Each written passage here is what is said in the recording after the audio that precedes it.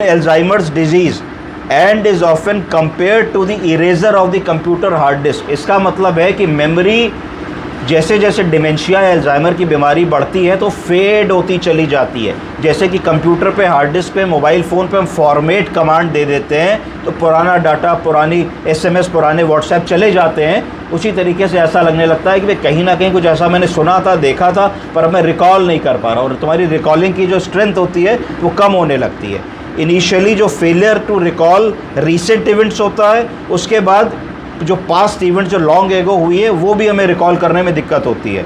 As the illness makes progress, जैसे जैसे बीमारी बढ़ने लगती है तो ओल्ड मेमोरी भी डिसअपियर होने लगती है और पेशेंट्स अपने डियर एंड नियर वंस को भी रिकॉग्नाइज करना भूल जाता है। तो जो मेमोरी डिस्ट्रॉइंग इलनेस है, this is associated with loss of life time memories. जो सारे जीवन की हम लोगों की यादें हैं, हम किसके लड़के हैं, किसकी लड़की हैं, कहाँ पैदा हुए, कहाँ पढ़े, कौन सा हमारा पहला स्कूल था, हम कहाँ कहाँ घूमने गए, हमारी रिश्तेदारी में क्या हुआ, क्या अच्छा हुआ, क्या बुरा हुआ, धीरे धीरे हमारी याददाश्त ख़त्म होने लगती है और हमारी जो आइडेंटिटी है एज अ पर्सन कि भाई मैं कौन हूँ, मैं डॉक्टर अभिषेक शुक्ला हूँ। क्यों मैं डॉक्टर अभिषेक शुक्ला हूँ? क्योंकि मैं डॉक्टर हूँ। मैं क्यों डॉक्टर हूँ? मैं क्या करता हूँ? क्योंकि मरीज़ों को देखता हूँ। तो मेरी आइडेंटिटी डिस्ट्रॉय होने लगती है। फिर ना मैं काम कर पाऊँगा, ना मैं मरीज़ देख पाऊँगा, ना लोग मुझे पहचानेंगे, ना लोग मुझे जानेंगे। तो धीरे धीरे आपकी आइडेंटिटी समाप्त होने लगती है। तो अगर हम बात करें हमारे देश में कौन से ऐसे बड़े बड़े लोग हैं जिनकी डिमेंशिया की वजह से अंत हुआ, मृत्यु हुई और उनकी आइडेंटिटी लास्ट जाते जाते कम होती चली गई। सबसे प्रोमिनेंट फिगर मेरे दिमाग में नाम आता है श्री अटल बिहारी वाजपेयी जी का, जॉर्ज फर्नांडिस साहब का, है ना, और अमेरिका के एक भूतपूर्व राष्ट्रपति थे उनका। तो ये कुछ ऐसे प्रोमिनेंट लोग हैं जिन लोगों को एडवांस डिमेंशिया की बीमारी हुई। अब इसमें क्या होता है कि there is a mental deterioration with loss of intellectual abilities of sufficient severity to interfere with social and occupational functioning. मतलब मानसिक डिटेरियोरेशन इस लेवल का हुआ कि हमारे इंटेलेक्चुअल कैपेसिटीज़ और एबिलिटीज़ इस लेवल पे कम हो गई कि हम सोशल और ऑक्यूपेशनल फंक्शनिंग ना कर सके। जैसे आज मैं बैठा हूँ, मैं बोल रहा हूँ, मेरे पास एक पेन लाया हूँ, कुछ लिखना पड़े, फ़ोन लाया हूँ, फ़ोन आएगा, मैं हेलो बोल लूँगा, बात कर लूँगा, लैपटॉप है, आपको मैं बता रहा हूँ, तो ये मेरी इंटेलेक्चुअल कैपेसिटी इंटैक्ट है, तो मैं इतना कर पा रहा हूँ। अगर इसमें कमी आने लगती है तो इसका मतलब डिमेंशिया की शुरुआत होने वाली है, हो चुकी है। अब there is a progressive impairment of activities of daily living. जो एक्टिविटीज़ ऑफ डेली लिविंग, मैंने कार की चाबी रख दी, मिल नहीं रही, मैंने कल अपना पर्स कहीं रख दिया, मुझे मिल नहीं रहा है, आज मुझे 5 काम करने थे, अब मैं सुबह निकला हूँ, मुझे 2 ही याद आ रहे, 3 काम में भूल गया कि मुझे क्या करने थे। मुझे बिजली का बिल जमा करना था, बच्चे की फ़ीस जमा करनी थी, गाड़ी की सर्विसिंग करानी थी, मैं भूल गया, एक आध चीज़ याद रही, नहीं आई। तो द पेशेंट में manifest a variety of neuropsychiatric symptoms and behavioural disturbances.